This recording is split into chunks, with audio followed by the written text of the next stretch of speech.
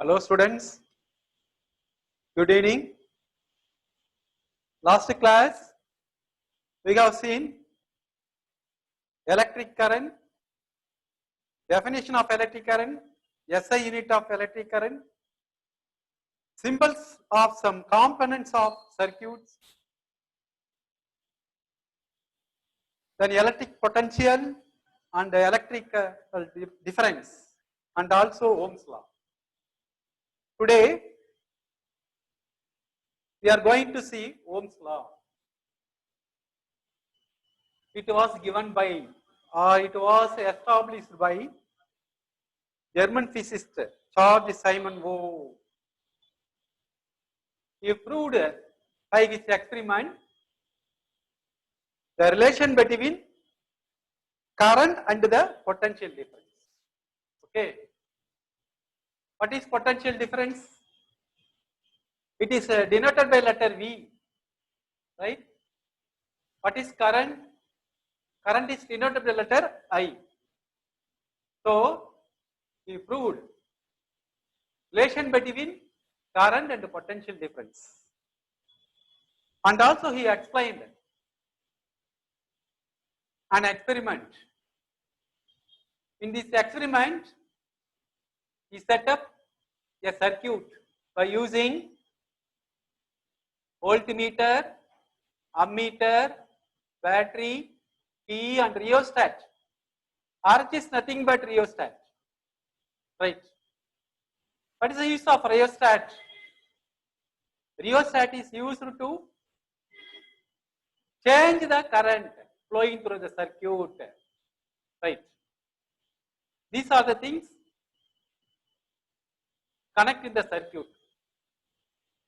At first, we adjust the rheostat in the circuit. On the diagram பாருங்களா, அந்த diagramல rheostat RH ன்னு ஒன்னு இருக்கு பாருங்க. அது மேல arrow இருந்தாலே variable அதோடைய ரெசிஸ்டன்ஸை சேஞ்ச் பண்ணலாம். சோ அதனால அந்த rheostat சேஞ்ச் பண்ணி ammeter ரீடிங்கை ஃபிக்ஸ் பண்றோம். What is the first ammeter reading? அந்த tabulationல பாருங்க. See the tabulation. Serial number first. Ammeter reading is 2.5. At the same time, we note voltmeter reading, that is 5 volt. Right, this is first reading. Then we adjust the rheostat again and reduce the resistance. What happens when the resistance is decreased? We have already seen if the resistance is decreased, current is increased. Here, resistance is decreased for the second method. What is the current now? 5 ampere. Why? Here the current is increased. Why? Because the resistance is decreased. Right. Further, we decrease the resistance by using rheostat. What is rheostat here? RH. Now note the ammeter reading and voltmeter reading. Now ammeter reading gives 7.5. Voltmeter reading gives 15. What do you observe the tabulation from I and V? If the I is increased, V is also increased. No doubt. I is increased from 2.5 to 7.5. V is increased from 5 to 15. That's all. So it was discovered by Sir George Simon Ohm. Understand? How will you say? If the current is increased, potential is increased. It is mathematically derived. I is directly proportional to V. இது வந்து நம்ம மேத்தமெட்டிக்கலா drive பண்ணலாம். I is directly proportional to V. Directly na increase. What is increase? When the current is increased, potential difference is increased. That's all. இப்ப பாருங்க நம்ம ஈஸியா அந்த லா நமக்கு ஈஸியா புரியும் பாருங்க. According to Ohm's law, at constant temperature, the definition of arrow markல Ohm's law bold பண்ணியே கொடுத்திருக்கேன். At a constant temperature, the steady current வந்து ordinary current போலாம். Steady current means அதுல less ஆகக்கூடாது, more ஆகும். steady current 20 volt na 20 volt, ampere na 20 ampere na 20 ampere. The steady current I flowing through a conductor is directly proportional to the potential difference. அதான் இந்த டேபிளேஷன்ல prove பண்ணும். Between the two ends very important. Potential டிஃபரன்ஸ்னாலே கண்டக்டர்ல 2 ends இருக்கும். ரெண்டு எண்ட்ஸ்க்கு நடுவுல இருக்கிற பொட்டன்ஷியல் டிஃபரன்ஸ் தான் V. So that is mathematically derived I is directly proportional to V. அதுதான் அந்த ஃபார்முலால சொல்லியிருக்கோம். Okay, any doubt? திரும்ப ஓம்ஸ் லாவை கவனிங்க. ஈஸி அப்படி ஞாபகம் வச்சுக்கலாம். I for current, V for potential difference. I is directly proportional to V. That means steady current is directly proportional to potential difference between the two ends of the conductor when at constant temperature. That's all. நம்ம I is directly proportional to V ன்னு தெரிஞ்சாலே போதும். அதை வச்சு நம்ம explain பண்ணிடலாம் ohms லாவை. The next step hence V by I. What is V by I? எப்பவுமே இந்த ப்ரொபோர்ஷனாலிட்டியை கேன்சல் பண்ணா ஒரு கான்ஸ்டன்ட் போடுவோம். ஸோ அப்ப ஈக்குவல் டு போட்டா V I எங்க வந்துடும்? டினாமினேட்டர்ல வந்துடும். Equal to constant. Right. What is the proportionality constant here? The proportional constantக்கு வேல்யூ கண்டுபிடிச்சிருக்காங்க. Experimentally found. That is 1 by R. The constant is 1 by R. Now the formula becomes therefore I is equal to 1 by R into V. The formula பாருங்க, I is equal to 1 by R into V. Okay. Now cross multiply பண்ணுங்க. Do cross multiplication. What happened to R? R வந்து எங்க போயிடும்? நியூமரேட்டர்ல போயிடும் I கூட. Therefore V equal to IR. This is formula for Ohm's law. இப்ப நம்ம problem போட போறோம்னா இந்த ஃபார்முலா தான் யூஸ் பண்ணுவோம். சோ ஓம்ஸ் லால பாத்தீங்கன்னாக்கா 3 டேர்ம்ஸ் இருக்கும். What are the 3 terms? Potential difference V,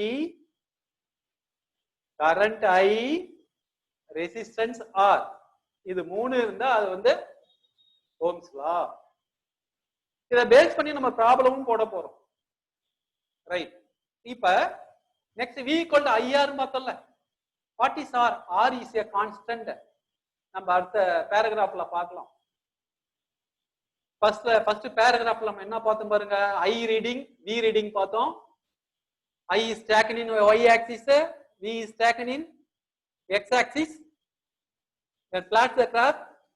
When we join the line, we get straight line. The straight line gives constant. Which is constant?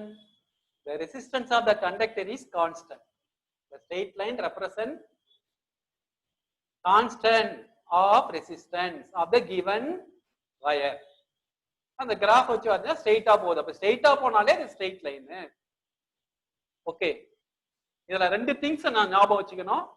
ஒன்னு definition. The next formula V equal to IR. The important law, important formula. Then what is R? R is resistance. R is resistance. R வந்து நம்ம என்ன பண்றோம்? Resistance அப்படின்னு பார்த்தாச்சு. Resistance. Right? If the resistance, what happened? The potential difference. Potential difference is steady, differ. The graph between the V and the I, straight line. Ready பார்த்தது தான். The straight line gives the resistance of the conductor. So R represent resistance. Here which wire taken as a resistance? I resistance conductor? Nichrome. Nichrome is taken as I resistance conductor. Okay.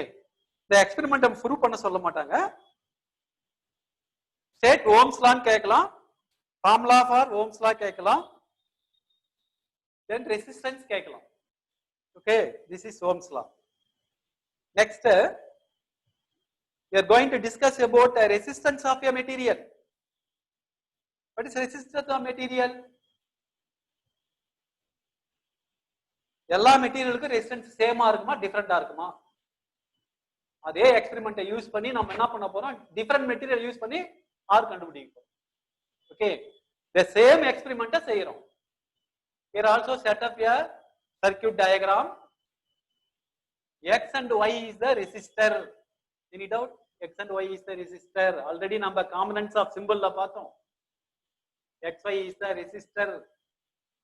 A is ammeter. V is voltmeter. B is battery. K, T. RH is rheostat. Right. இப்ப நம்ம என்ன prove பண்ண போறோம்? From this experiment, we have to prove different material has different resistance. Different எல்லா மெட்டீரியலுக்கும் resistance எப்படி இருக்கும்? சேமா இருக்குமா டிஃபரெண்டா இருக்குமா? For example copper, nichrome, aluminium மூணுமே வயர் தான், மூணுமே கண்டக்டர் தான். மூணு ரெசிஸ்டன்ஸ் எப்படி இருக்கும்? மூணுதுலயும் கரண்ட் வந்து சேமா போகுமா டிஃபரெண்டா போகுமா அப்படின்னு ப்ரூவ் பண்ண போறோம். ரைட்.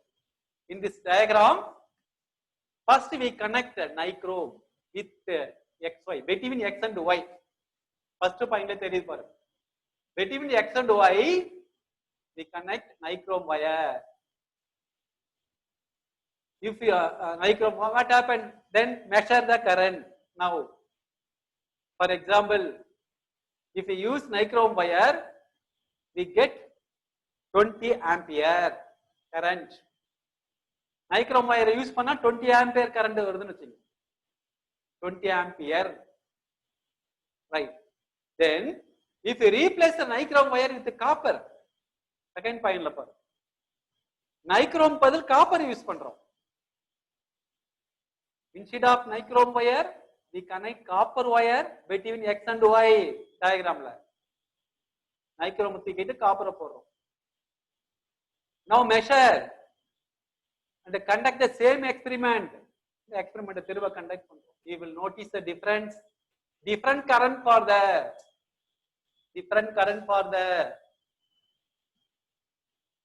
அப்ப different current இருக்கும். அப்ப காப்பர்ல பாத்தீங்கன்னாக்கா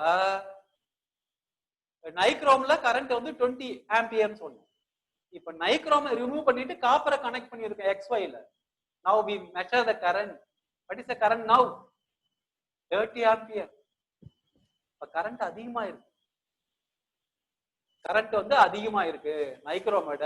நைக்ரோம்ல 20 ஆம்பியர்னா காப்பர்ல 30 ஆம்பியர். இப்ப same value of potential difference. எக்ஸ்க்கு ஒய்க்கு நடுவுல பொட்டன்ஷியல் சேமா தான் இருக்கும். பட் கரண்ட் டிஃபரண்ட் ஆச்சு. நைக்ரோம்ல 20 ஆம்பியர், காப்பர்ல 30 ampere. Again, replace the copper wire with an aluminum wire. Or instead of copper wire, we use aluminum wire now. Copper wire is aluminum wire between X and Y. Value for the passing through it. Now we get another value, not same value. Now the current passed through the circuit is 40 ampere. 40 ampere. How many ampere? 40 ampere. In nichrome, 20 ampere. 20 ampere. Copper, 30 ampere. Aluminium, 40 ampere. So, what do you learn from this experiment? In this experiment, we use different wire made up of different material. First wire is nichrome, second one is copper, third one is aluminum. But the current flow through the circuit is differ. Why? Nichrome la 20 ampere, copper la 30 ampere, aluminum la 40 ampere. What happened? The current flows in a nichrome wire is reduced. Why? Due to some resistance. அப்ப நைக்ரோம்ல என்ன இருக்குன்னா resistance இருக்கு. ஏதோ ஒண்ணு flow ஆகுறது தடுக்குது. அது வந்து நைக்ரோம்ல அதிகமா இருக்கு. அதனால கரண்ட் ஃப்ளோ லெஸ். நைக்ரோமோட காப்பர்ல பார்த்தா குறைவா இருக்கு. அதனால கரண்ட் ஃப்ளோ அதிகம். அப்ப அதை விட ரெசிஸ்டன்ஸ் இங்க குறைவா இருக்கு. தென் அலுமினியம் பார்த்தா ஃபேண்டாபியர் சொன்னேன், காப்பரோட அலுமினியத்தை கொஞ்சம் அதிகம். What you learn from this experiment? From this experiment we learn different material has different resistance. எல்லா மெட்டீரியலுக்கும் ரெசிஸ்டன்ஸ் ஒன்னா இருக்காது. அதான் நம்ம வீட்டு பாத்தீங்கன்னாக்கா சர்வீஸ் பண்றப்ப சர்க்கியூட் கனெக்ட் பண்றப்ப பார்த்தா காப்பர் ஒயர் தான் யூஸ் பண்ணுவாங்க. அதுல ரெசிஸ்டன்ஸ் குறைவு, அதனால கரண்ட் ஈஸியா ஃப்ளோ ஆகும். நைக்ரோம அயனை யூஸ் பண்ணா என்ன ஆகும்? கரண்ட் ஈஸியா ஃப்ளோ ஆகாது, ஹீட் ஆகும். அதுதான் காப்பர் யூஸ் பண்றாங்க. So copper has less resistance. So இங்க நான் இண்டிகேட் பண்ணிருக்கேன் பாரு, n is greater than c is greater than, sorry, n is greater than c is greater than a. இது மூணுதிலும் பாரு, n for nichrome, c for copper, a for aluminum. இப்ப பாத்தீங்கன்னா resistance எதுல அதிக குறைவா இருக்குனாக்கா அலுமினியத்துல குறைவா இருக்கு, நைக்ரோம்ல அதிகமா இருக்கு. அதனால nல 40 ஓம், c ல 10 ஓம், a ல வந்து 5 ஓம் கொடுத்திருக்காங்க. So from this experiment we learn different material has different resistance. Okay, now then what is resistance? What is resistance? The resistance na நம்ம எப்படி derive பண்ணலாம்? Resistance is a மூணு பார்த்தோம், மூணு மெட்டீரியல் பார்த்தோம், நைக்ரோம், காப்பர், அலுமினியம். மூணுதிலையும் பார்த்தோம். எதுல அதிகமா போச்சு? அலுமினியத்துல. நைக்ரோம் எவ்வளவு போச்சு? குறைவா போச்சு. இப்ப நைக்ரோம்ல ஏதோ ஒண்ணு என்ன பண்ணுது? பிளாக் பண்ணுது. நைக்ரோம்ல வந்து ஏதோ ஒண்ணு தடுக்குது. நைக்ரோம்ல பாத்தீங்கன்னாக்கா அப்போஸ் பண்ணுது, ஃப்ளோ ஆஃப் எலக்ட்ரான் அப்போஸ் பண்ற ப்ராப்பர்ட்டி அதிகமா இருக்கு. Okay, the opposing property of a conductor is called resistance. So every material has opposing property, every material has resistance, but resistance are different for different material. Okay, now formula for resistance by using Ohm's law. From Ohm's law, what is Ohm's law? V equal to IR nu paathom. V equal to IR. If you want R, it become V by I equal to R. V equal to I by V by I equal to R. அப்படின்னு எழுதிடலாம். R gives a resistance. அதான் அதுல bolt பண்ணியிருக்கோம். அப்ப resistance அந்த ohms லால இருந்து நம்ம கண்டுபிடிச்சிடலாம். அப்ப ஓம்ஸ் லாவுல ரெசிஸ்டன்ஸும் வருது, மூணு வேர்டு வரும்.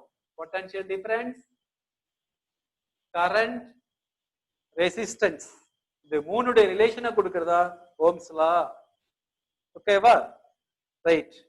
The correct definition for resistance. The resistance is the opposing property of the material in பாத்தோம். This is a correct definition for resistance. Resistance correct definition எப்படி கொடுக்கலாம்? From this formula. What's the formula here? V by I equal to R. What is R? Resistance. So if you want to find the resistance, will divide voltage by current. Voltage current ala divide பண்ணிட்டா நமக்கு resistance கிடைச்சிரும். How will you define? Formula பாருங்க, V by I. நம்ம எப்படி divide சொன்னாலே ratio அப்படின்னு வரும். அப்ப ratio எதுக்கு ratio? The ratio between potential difference and current. Potential டிஃபரன்ஸுக்கும் கரண்ட்டுக்கும் ரேஷியோ கண்டுபிடிச்சா இட் கிவ்ஸ் ரெசிஸ்டன்ஸ். எதுக்கு ரேஷியோ கண்டுபிடிக்கிறோம்? Potential difference and current gives resistance. Okay, now how will you define? இப்ப நீங்க அந்த டெஃபினிஷனை பார்க்கலாம். How will you define resistance? The resistance of a conductor can be defined as, ஓகேவா? ஈஸியா இருக்கும். The resistance of a conductor can be defined as the ratio, அதுதான் V by I ன்னு சொன்னேன்.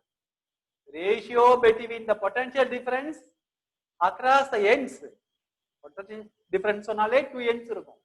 இப்ப ஆல்ரெடி இன்ட்ரோடக்ஷன்ல பார்த்தோம், potential A to B, A ல இருந்து B க்கு பாசிட்டிவ் யூனிட் சார்ஜ் மூவ் பண்றதுக்கு தேவையான ஒர்க் டன் பார்த்தோம். So potential difference across the ends of the conductor. இது அப்படியே எழுதணும் ஃபுல்லா. And the current, இது சிம்பிளா வந்துச்சு. And the current flowing through it. This is definition for resistance. இல்ல டவுட்டே இல்ல. இந்த ஓம்ஸ் லா தெரிஞ்சாலே இதுக்கு நம்ம டெஃபினிஷன் எழுதிடலாம். V equal to IR இருக்குல்ல, அந்த V equal to IR நம்ம எப்படி மாத்தலாம்? V by I equal to R ன்னு மாத்தலாம். அந்த V by I வந்து என்னது? ரேஷியோல இருக்கு. V க்கு I க்கு ரேஷியோ கண்டுபிடிச்சா என்ன கிடைக்கும்? ரெசிஸ்டன்ஸ். அப்ப எப்படி ஸ்டார்ட் பண்ணலாம்? The resistance of the conductor can be defined as the ratio between the potential difference across the ends of the conductor and the current flowing through it. இத அந்த formula தெரிஞ்சா அதை டிஃபைன் பண்ணிடலாம். Okay, any doubt? Right. Now unit. What's the unit of resistance? But current க்கு வந்து unit பார்த்தோம். Symbol is I, but current is measured by ampere A. Potential difference க்கு unit பார்த்தோம். SI unit V. V for volt. Okay. Charge க்கு unit பார்த்தோம். Charge Q. Q க்கு பச்சா என்ன unit வரும்? Coulomb.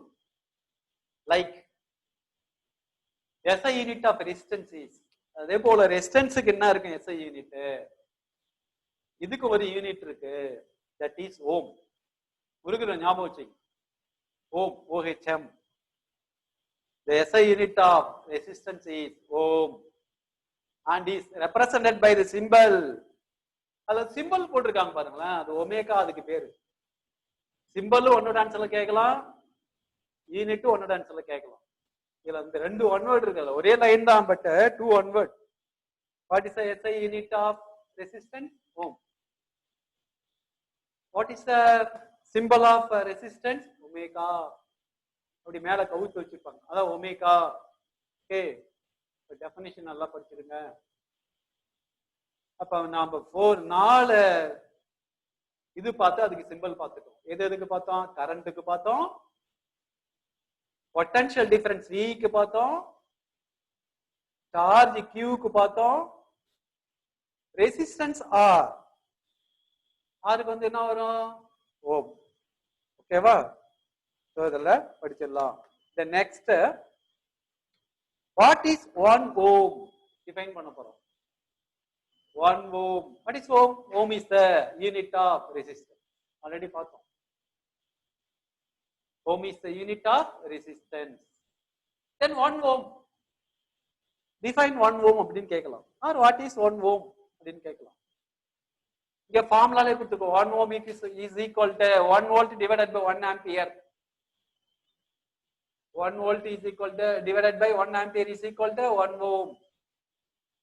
How will you define 1 ohm? Resistance of the conductor is said to be 1 ohm if a current of 1 ampere flows through it. 1 ampere current flow ஆனா potential difference 1 volt இருக்கிறப்ப that is 1 ohm. அவ்வளவுதான். 1 volt potential difference இருக்கிறப்ப 1 ohm 1 ampere current flow ஆனா that is 1 ohm. இதுதான் இப்ப definition நம்ம திரும்ப பார்க்க போறோம். இந்த ஃபார்முலா நீங்க பாத்துட்டீங்கன்னா டெஃபினிஷனை அழகா எழுதிடலாம். Resistance of the conductor is set to be 1 ohm. எப்போ 1 ohm சொல்வோம்? if a current of 1 ampere flows through it. 1 ampere current flows ஆகுது. when a potential difference of 1 volt is maintained across its end. That's all. பாருங்க, இதுல ரெண்டு definition வருது. What is resistance கேட்கலாம், define resistance கேட்கலாம். Then what is 1 ohm? நம்ம 1 ohm வேணா என்ன ஃபார்முலா தெரிஞ்சா போதும், ஓம்ஸ்லா தெரிஞ்சா போதும். V by I equal to R அது தெரிஞ்சாலே போதும். why? V வந்து எதால மெஷர் பண்ணுவோம்? வோல்ட்ல. அப்போ 1 வோல்ட். I எதால மெஷர் பண்ணுவோம்? ஆம்பியர்ல. 1 ஆம்பியர். 1 டிவைட் பண்ணாங்க வரும் 1 வோல்ட். சோ இந்த ஃபார்முலாவை எழுதிட்டாலே இதை வச்சு நம்ம என்ன பண்ணிடலாம்? டெஃபினிஷனை டிஃபைன் பண்ணிடலாம். 1 ohmக்கு டெஃபினிஷனை டிஃபைன் பண்ணிடலாம். ரைட். இதை பேஸ் பண்ணி by using are based on Ohm's law. We solve one problem, very easy one. இதுவரைக்கும் ரெண்டு ப்ராப்ளம் பார்த்தோம். ஒன்னு கரண்ட்டை பேஸ் பண்ணி என்ன ஃபார்முலா வந்தது? I equal to Q by T ன்னு ஒரு ஃபார்முலா பார்த்தோம். தென் பொட்டன்ஷியல் டிஃபரன்ஸ் பேஸ் பண்ணி ஒரு ஃபார்முலா பார்த்தோம். V equal to W by Q அப்படின்னு ஒரு formula. Now third formula by using Ohm's law. Ohm's law use பண்ணி ஒரு ப்ராப்ளம். இது ஈஸி தான், டைரக்டான ப்ராப்ளம். அதான் ப்ராப்ளத்துல டைரக்டா क्वेश्चन நல்லா தரவா படிக்கணும்னு சொன்னேன். Calculate the resistance of the conductor. That means resistance na R கண்டுபிடிக்கணும். ஓகேவா?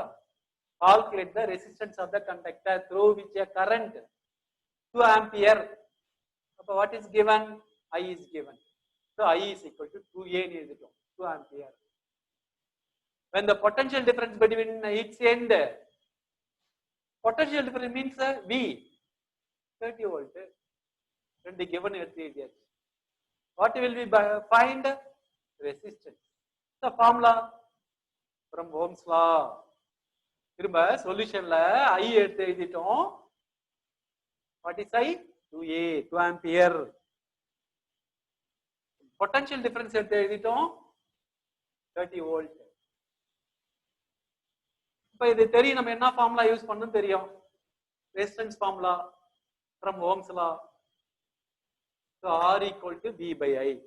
இப்பதான் define பண்ணோம்.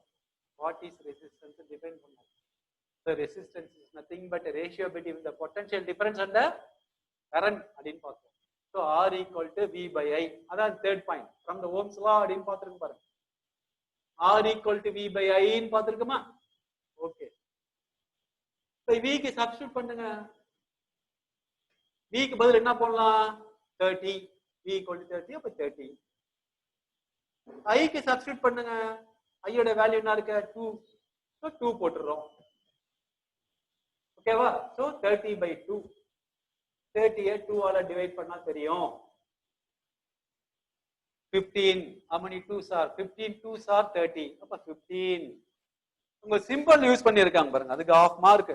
நீங்க சிம்பிள் ஓம் போடலாம், ஒமேகாவும் போட்டுடலாம். இங்க ஒமேகா போட்டிருக்காங்க, சிம்பிள் யூஸ் பண்ணிருக்காங்க. 2 mark questions.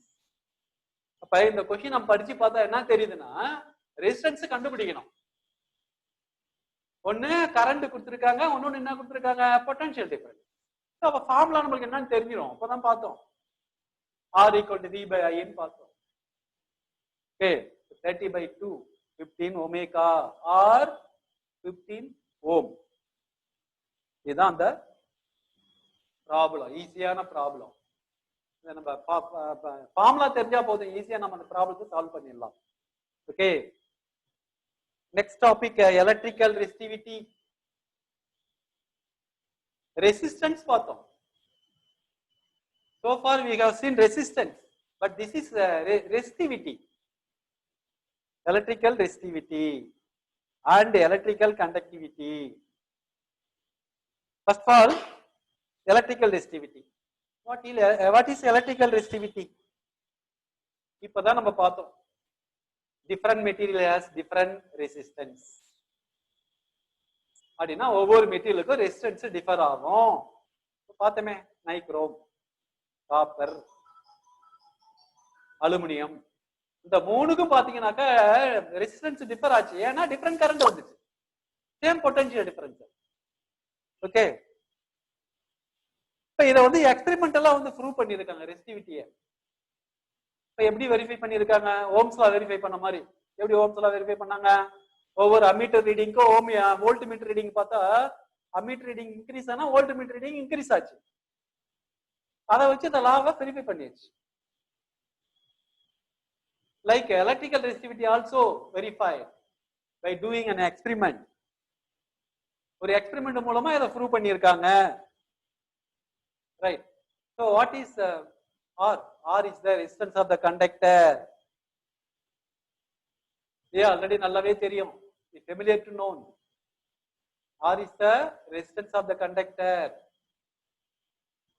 Okay. Now two laws based on the resistance. இங்க ரெண்டு லா பார்க்க போறோம் ரெசிஸ்டன்ஸ் பேஸ் பண்ணி. லான்னு சொல்லுவாங்க ஹையர் கிளாஸஸ்ல. இப்ப ஆர் ஃபார் ரெசிஸ்டன்ஸ். ஃபர்ஸ்ட் ஸ்டெப்ல ஆர் என்ன கொடுத்துருக்காங்கன்னா,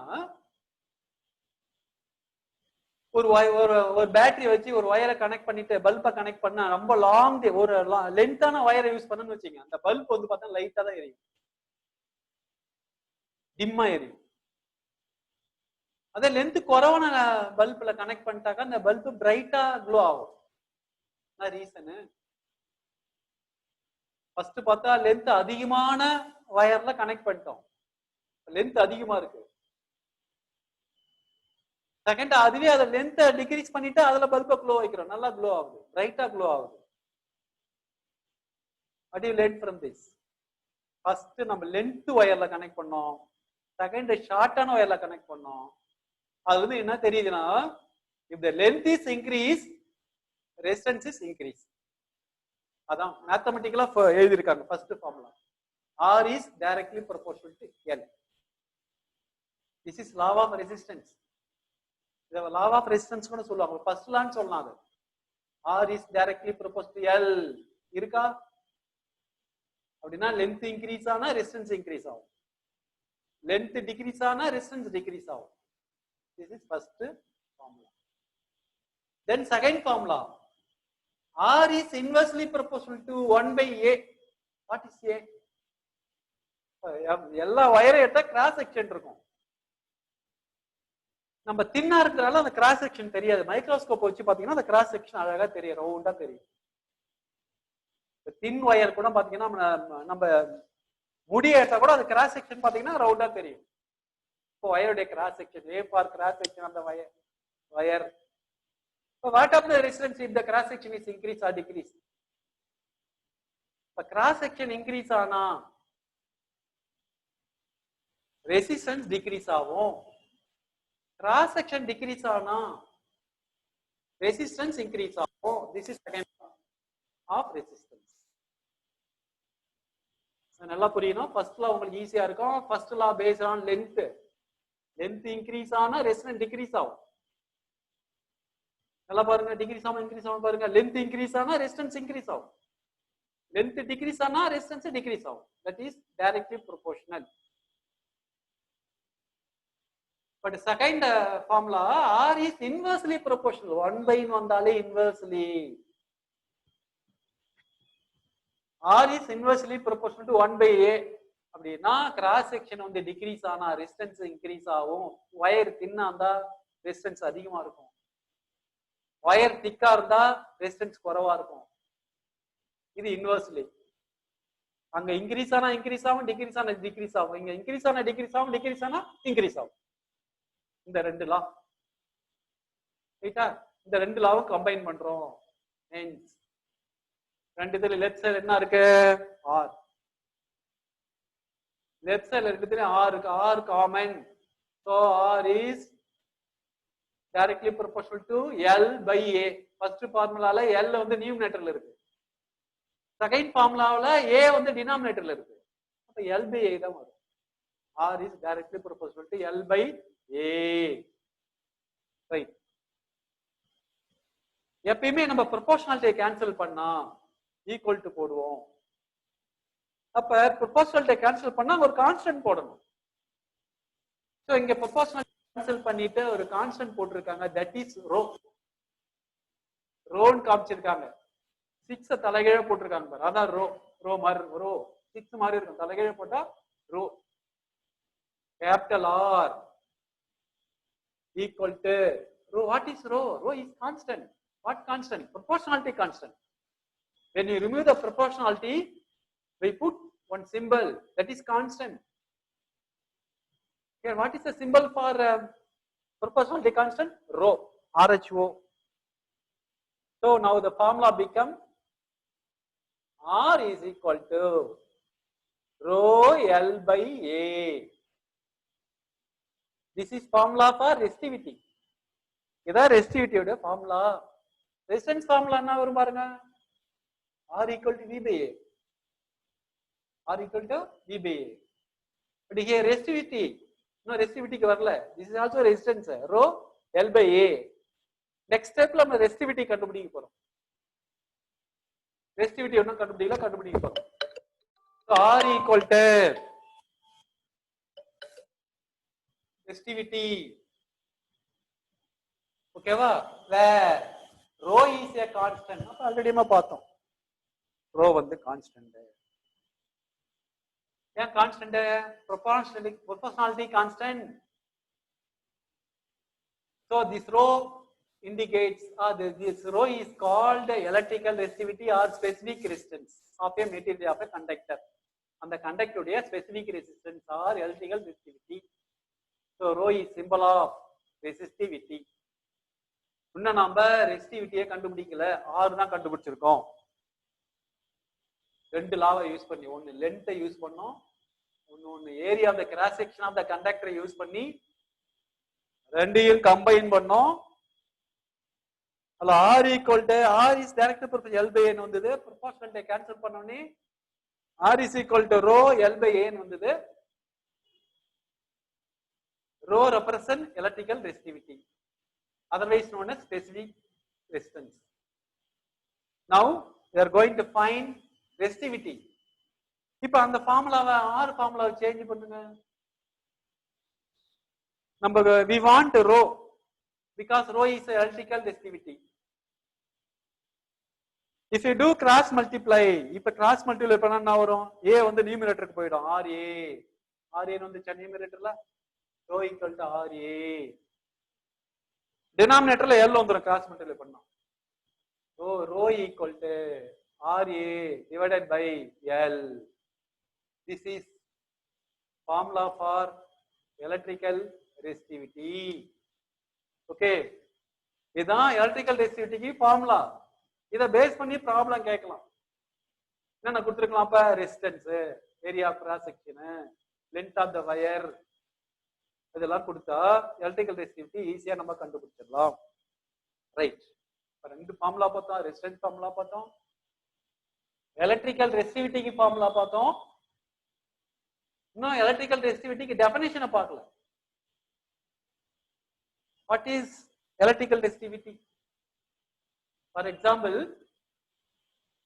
the rho is equal to RA by L இருந்ததுல,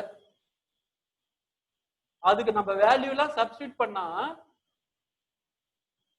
அந்த ரோ உடைய வேல்யூ கிடைக்கும். நமக்கு